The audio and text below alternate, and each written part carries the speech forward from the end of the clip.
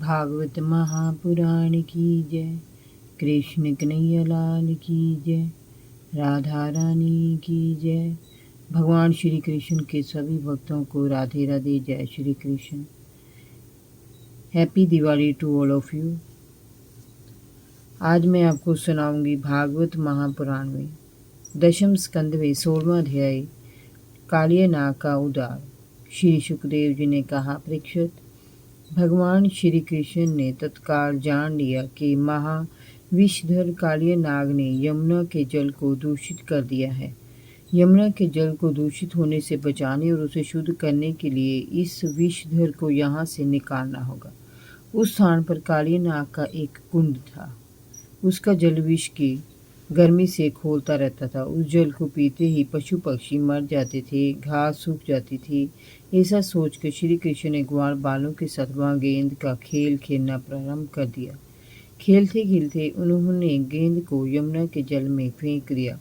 उसे कालिया देह में गिरते देखकर सभी ग्वाल बाल शोर मचाने लगे और कृष्ण से गेंद निकालने के लिए कहने लगे। तब भगवान श्री कृष्ण ने अपनी कमर का फेंटा कसा और एक ऊंचे कदम्ब के पेड़ पर चढ़कर यमुना में कूद पड़े। यमुना का जल सांप के विष से पहले ही खो रहा था। पीताम्बर पहने श्री कृष्ण उसमें कूदे तो वह काला पीला नजर आने लगा। भयानक तरंगे ऊपर उठने लगी। सभी ग्वाल बाल घबरा गए और मन ही मन पश्चाताप करने लगे कि उन्होंने कृष्ण को यमुना में क्यों कूद जाने दिया। परीक्षित, जल में कूदकर श्री कृष्ण नीचे तल में कुंडली मारे बैठे कालिया नाग के सामने जा पहुंचे और उसे युद्ध के लिए ललकारा। कालिया नाग ने कृष्ण को देखा तो वह क्रोध में भरकर कृष्ण पर टूट पड़ा। तभी कृष्ण ने अपनी बलिष्ठ भुजाओं में उसे लपेटकर इधर उधर पटकना प्रारंभ कर दिया। दोनों के द्वंद्व युद्ध के कारण यमुना का जल तीव्र गति से उछलने लगा। तब कालिया नाग ने देखा कि ये बालक उससे जरा भी भयभीत नहीं हो रहा है तो वह और भी जोर से फुंकारें मारने लगा। उसकी विष भरी फुंकारें जल के साथ ऊपर उठने लगी। उन्हें देखकर ग्वाल बाल और भी अधिक घबरा गए। उधर ब्रज में अनेक अपशकुन होने लगे। आज श्री कृष्ण बलराम जी के बिना ही वन में अकेले गए हैं, कहीं वे विपत्ति में न पड़ गए हों। इस पर बलराम जी ने सभी को समझाने का प्रयत्न किया तो किसी ने भी उनकी बात नहीं मानी।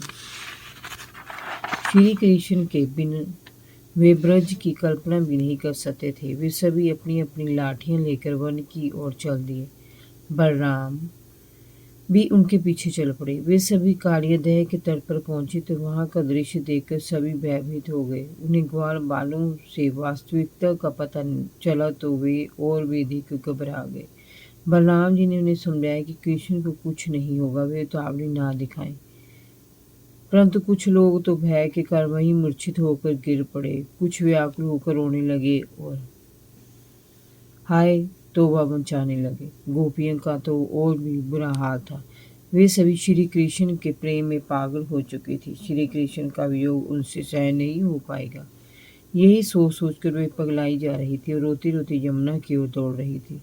बलराम जी बड़ी मुश्किल से उन्हें रोक पा रहे थे। माता यशोदा तो यमुना में कूदने के लिए बार बार अपना हाथ नंद बाबा के हाथों से छुड़ाने का प्रयत्न करती, पर नंद बाबा उन्हें बड़ी कठिनाई से रोकते और आश्वासन देते। वे समय भी पागलों के समान रोए जा रहे थे। उनकी आंखों से अश्रुओं की झड़ी लगी हुई थी। परीक्षित, उस कालिया नाग के शरीर से बंध जाना तो श्री कृष्ण की मानवीय लीला मात्र थी। जब उन्होंने देखा कि ब्रज के सभी नर नारी अत्यधिक व्याकुल हो रहे हैं तो वे पलक झपकते उस कालिया नाग के बंधनों से बाहर निकल आए। नाग ने श्री कृष्ण के अद्भुत पराक्रम को देखा तो वह अपना फन पानी से निकालकर सीधा खड़ा हो गया। कृष्ण ने उसकी पूंछ पकड़कर उसके फन पर छलांग लगा दी और उस पर वे नाचने लगे। वह दृश्य देखकर देवगण आकाश से पुष्प वर्षा करने लगे और मृदंग बजाने लगे। परीक्षित, कालिया नाग के 100 सिर थे। भगवान श्री कृष्ण के चरणों की धमक से उसका सारा क्रोध समाप्त हो गया और भयानक विष बह गया। उसकी जीवनी शक्ति क्षीण होने लगी। वह अपने मुखों और नथनों से रक्त गिराने लगा। भगवान श्री कृष्ण के पैरों की धमक से उसकी चेतना लुप्त होने लगी। भगवान के इस अद्भुत तांडव नृत्य से कालिया नाग के फन शत विशत हो गया। हो गई। उसका एक एक अंग चूर चूर हो गया। तभी उसने अपने आप को भगवान श्री कृष्ण की शरण में सौंप दिया। उसी समय काली नाग की स्त्रियों ने जल से बाहर सिर निकालकर भगवान से अपने पति की रक्षा के लिए प्रार्थना की। उन्होंने कहा, हे प्रभु, आपका ये अवतार ही दुष्टों को दंड देने के लिए हुआ है, इसीलिए इस अपराधी को दंड देना आपके लिए उचित है। इस नाग के अपराधी होने में कोई संदेह नहीं। यदि यह अपराधी ना होता तो इसे सर्प योनि ही क्यों मिलती। आपका इस पर क्रोध करना आपका अनुग्रह ही है, क्योंकि आपके अनुग्रह अथवा दंड देने से पापियों के पाप नष्ट हो जाते हैं। पूर्व जन्म में इसने अवश्य कोई बड़ी तपस्या की होगी, तभी इसे आपके श्री चरणों की कृपा का प्रसाद प्राप्त हुआ है। ये स्पर्श तो अत्यंत दुर्लभ है। इस स्पर्श से तो पापी लोग भी स्वर्ग प्राप्त कर लेते हैं। हे स्वामी, ये नागराज तमोगुण योनि में उत्पन्न हुआ है। यह अत्यंत क्रोधी भी है।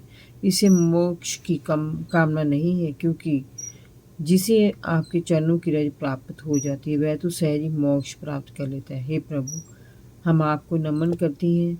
आप अनंत ऐश्वर्य और बल के धनी हैं।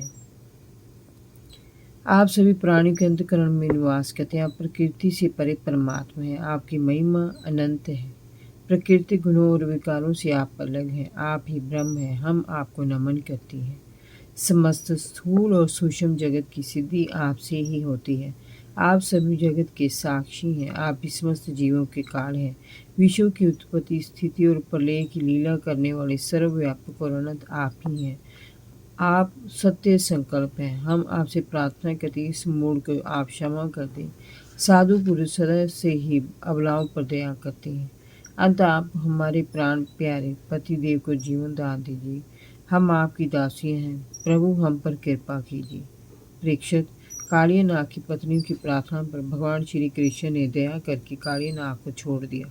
जब उसे कुछ चेतना आई तो वह शीश झुकाकर भगवान से बोला, हे नाथ, हम सर्व योनि में पड़कर जन्म से ही दुष्ट, तमोगुणी और क्रोधी जीव हैं। प्रत्येक जीव के लिए अपना प्राकृतिक स्वभाव छोड़ देना अत्यंत कठिन है। इसी कारण संसार के जीव नाना दुराग्रहों में फंसकर अपना जीवन कलंकित कर लेते हैं।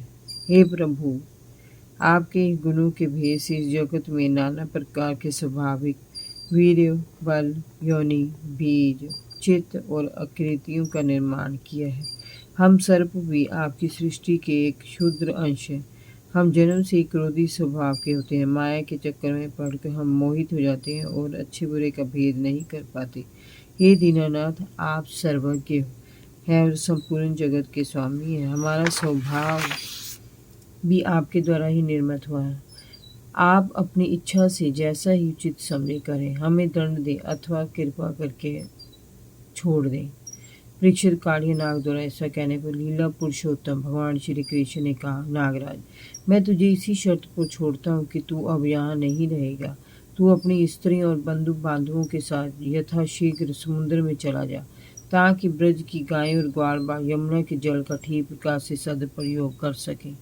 मैंने इस कालिया दह में क्रीड़ा की है, इसलिए जो पुरुष इसके जल में स्नान करके इस जल से देवता और पितरों का तर्पण करेगा, वह एवं उपवास करके मेरा स्मरण करेगा तथा मेरा पूजन करेगा, वह सभी पापों से मुक्त हो जाएगा। मैं जानता हूँ कि तू गरुड़ के भय से रमणक द्वीप छोड़कर इस दह में आ बसा था। अब तेरे मस्तक पर मेरे चरण चिन्ह अंकित हो गए हैं, इसीलिए जा, गरुड़ अब तुझे नहीं खाएंगे। परीक्षित, भगवान श्री कृष्ण की लीला अद्भुत है। उनकी आज्ञा पाकर कालिया नाग ने अपनी पत्नियों के साथ भगवान की पूजा की और उनकी परिक्रमा करके वह समुद्र की ओर चला गया। वह फिर रमणक द्वीप पर जा बसा। यमुना का जल तभी से भी क्षीण हो गया। सभी ब्रजवासियों ने श्री कृष्ण की जय जयकार करके यमुना के अमृतमय जल का आचमन किया और श्री कृष्ण के साथ ब्रज को लौट गए। जय जय श्री राधे। भागवत महापुराण की जय। कृष्ण कन्हैया की जय। राधा रानी की जय। भगवान श्री कृष्ण के सभी भक्तों को राधे राधे। जय श्री कृष्ण।